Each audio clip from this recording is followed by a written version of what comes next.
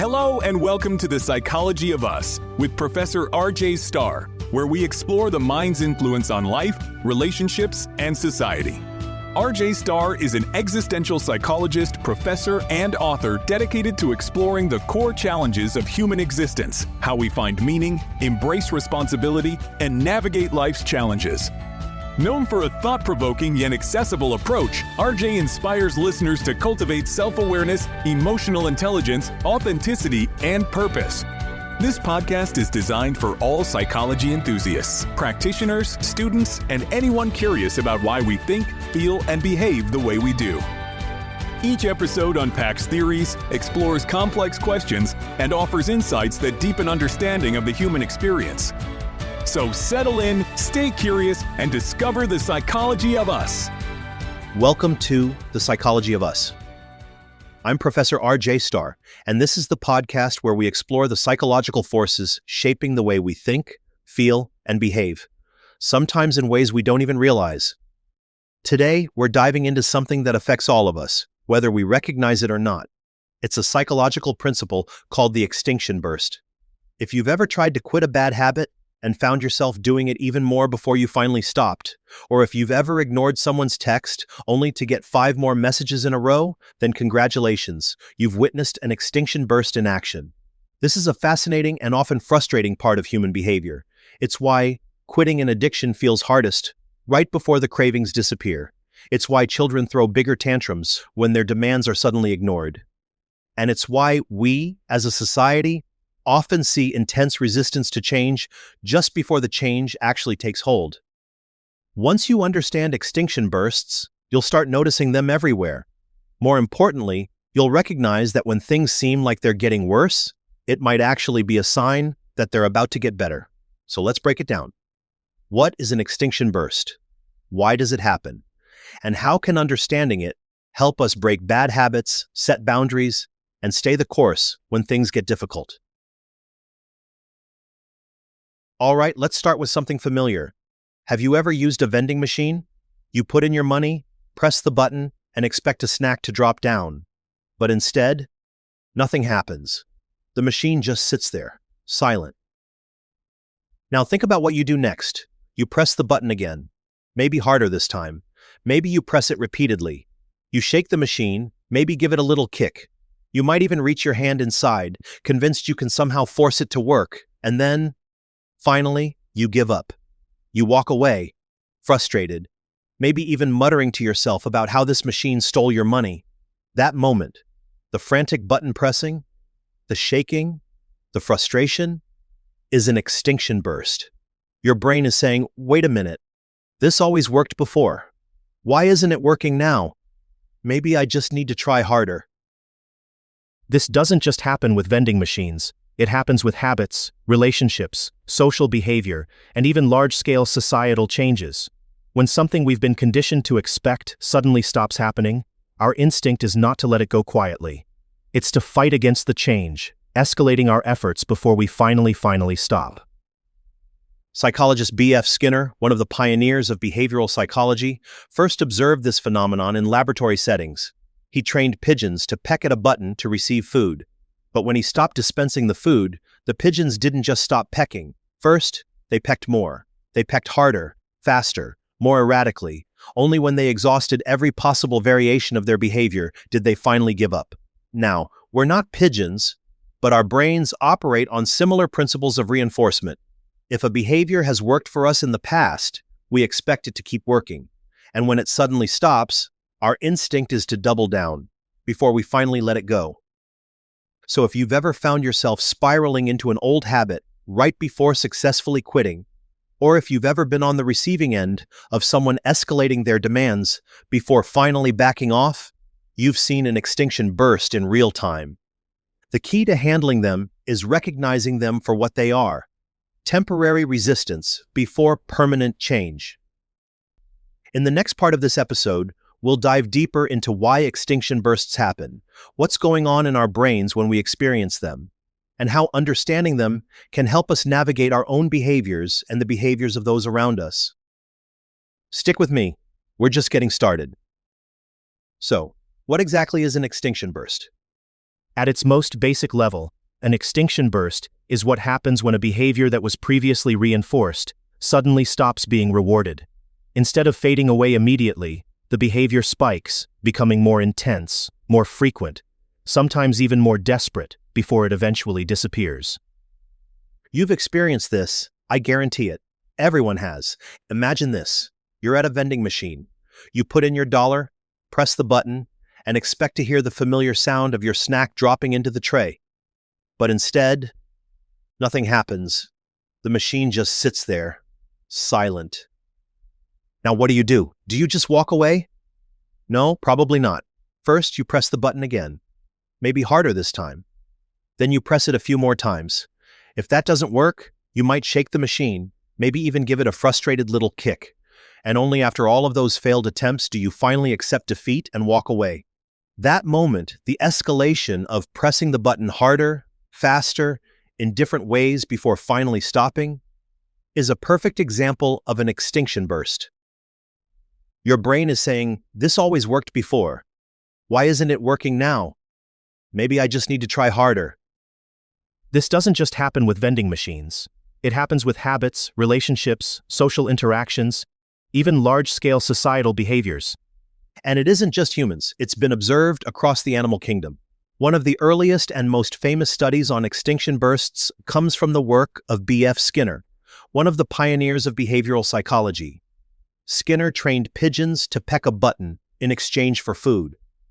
They learned the pattern, press the button, get a food pellet. But then, he changed the rules. He stopped giving them the food. And what happened? Did the pigeons simply stop pecking?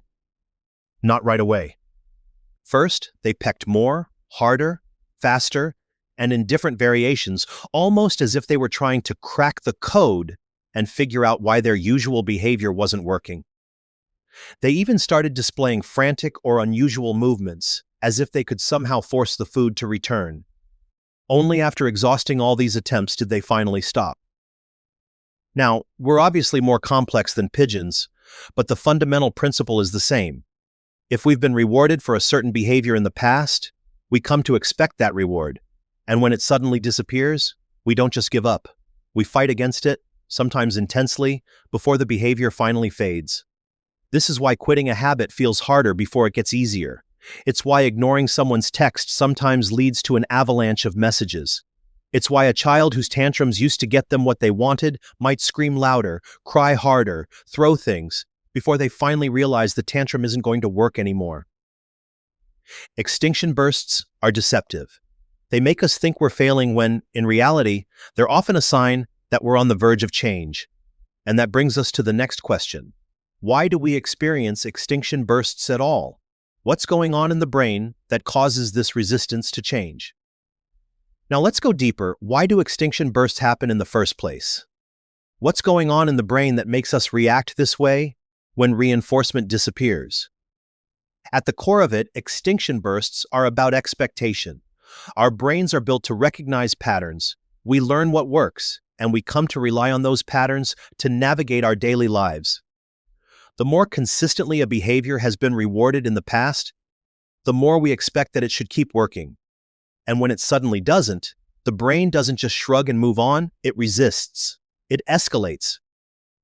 Think of it like this. The brain treats reinforcement as a contract with reality. It says, when I do X, I should get Y. So when you suddenly stop getting Y, the brain's first response is, that must be a mistake. Let me try harder. This is why, if you've been checking your phone first thing every morning for years, always finding a new email, a text, a notification, one morning without those things feels wrong.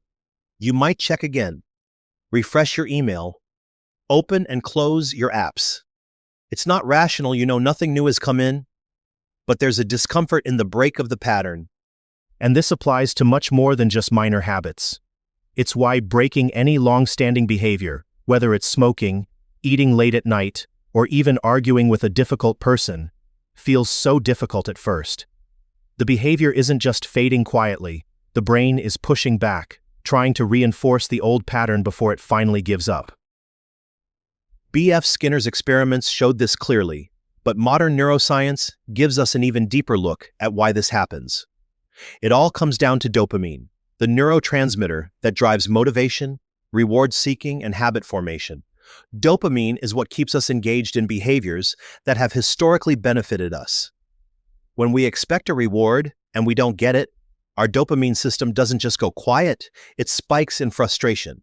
This spike drives the urge to try harder, to push for the expected outcome, even when it's no longer coming. This is why cravings increase before they disappear. Someone trying to quit smoking might find themselves obsessing about cigarettes more than ever in the first few days. Someone trying to cut back on alcohol might suddenly feel an overwhelming urge for a drink. Stronger than before, they even made the decision to quit.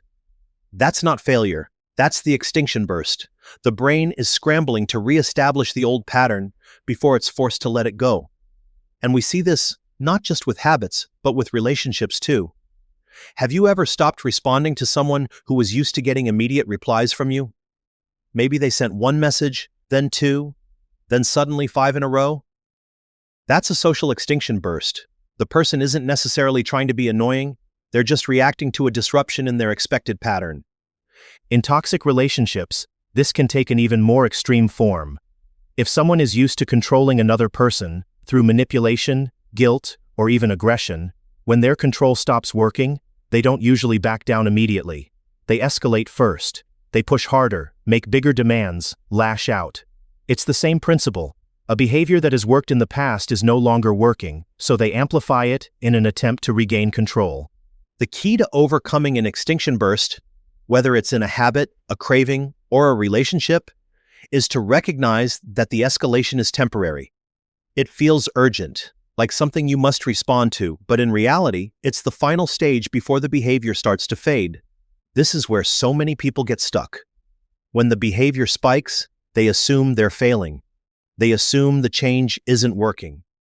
But in reality, they're right at the breaking point, the moment when the old pattern is starting to lose its grip. So what do we do about it? How do we push through an extinction burst without giving in?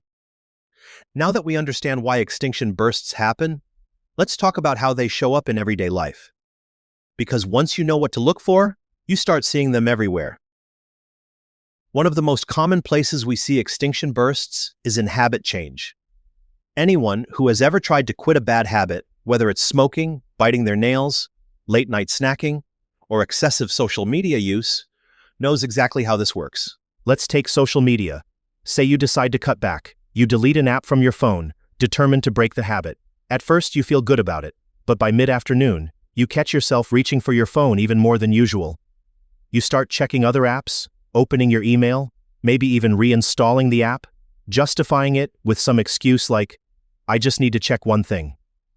That's not a failure of willpower, that's your brain experiencing an extinction burst. The habit was reinforced so many times that your brain is now desperately trying to restore the old pattern before it fades.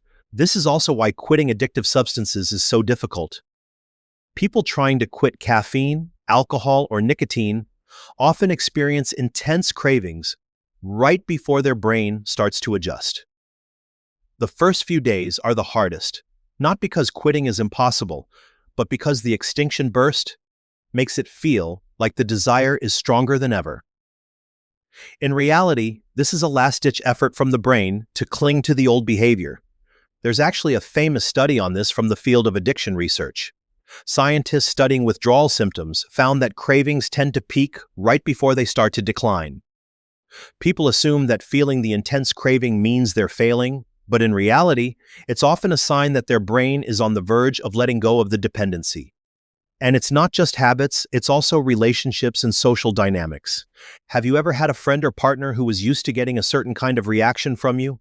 Maybe they expected you to always be available, to respond immediately to their texts, or to drop everything when they needed you. Then one day, you set a boundary. You stop responding as quickly. You prioritize your own needs. And instead of backing off, they suddenly escalate. They send more messages. They try harder to get your attention. They become more persistent, maybe even guilt-tripping or manipulating. That's a social extinction burst. They expected reinforcement, the usual reaction, and when it didn't come, they pushed harder. This pattern is especially obvious in toxic or controlling relationships. When one person loses power over another, they don't usually step away quietly. They escalate first. They test every possible way to regain control before finally accepting that they can't. We see this in the workplace too. Let's say a company changes a policy that employees don't like. The employees might resist at first, complain more, push back, maybe even refuse to comply. But if the policy remains firm and leadership doesn't cave, the resistance eventually fades. That initial surge of backlash? That's an extinction burst. The same principle applies to broader social and political changes. The most intense pushback to a change often happens right before the new reality is fully accepted. So if you ever find yourself in a situation where a behavior, your own or someone else's, suddenly intensifies before disappearing, you're probably witnessing an extinction burst in action. But here's the key. Extinction bursts only work if we reward them. If we give in at the peak of the behavior, we reinforce it. We teach the brain, or the other person, that escalation is effective. So how do we break the cycle? How do we move through an extinction burst without reinforcing the behavior we're trying to eliminate? That's what we'll cover next. Stay with me. So how do we handle extinction bursts? How do we push through them without reinforcing the very behaviors we're trying to eliminate? The first step is understanding that extinction bursts are temporary. They feel urgent, they feel intense, but they do not last. If you recognize what's happening, you can avoid making the mistake that so many people make, giving in right when the old behavior is about to fade. Let's go back to the parenting example. A child who is used to getting candy at the store throws a tantrum when their parent suddenly stops buying it. The first few times, the tantrums don't just continue, they escalate. The child cries louder, gets more dramatic, maybe even kicks and screams. And if the parent gives in at that moment, just to stop the screaming, they've now reinforced that bigger tantrums equal better results. The behavior is now even stronger than before. But if the parent holds firm, if they push through the peak of the extinction burst without caving, the child eventually learns. Tantrums no longer work. The behavior fades. This principle applies to everything. Breaking a habit, enforcing a boundary, changing an unhealthy dynamic, it all follows the same psychological pattern. So if you're trying to quit a bad habit, expect that your cravings or urges will spike before they disappear. If you're setting a boundary in a relationship, expect the other person to escalate before they back off. And if you're implementing change in any aspect of your life, expect pushback before progress. And here's the most important thing, stay consistent. If you give in, even just once, you reset the entire process. You teach your brain, or the other person, that escalation works. Now that's easier said than done. Extinction bursts can be uncomfortable, sometimes even painful. So the next step is managing the emotional response.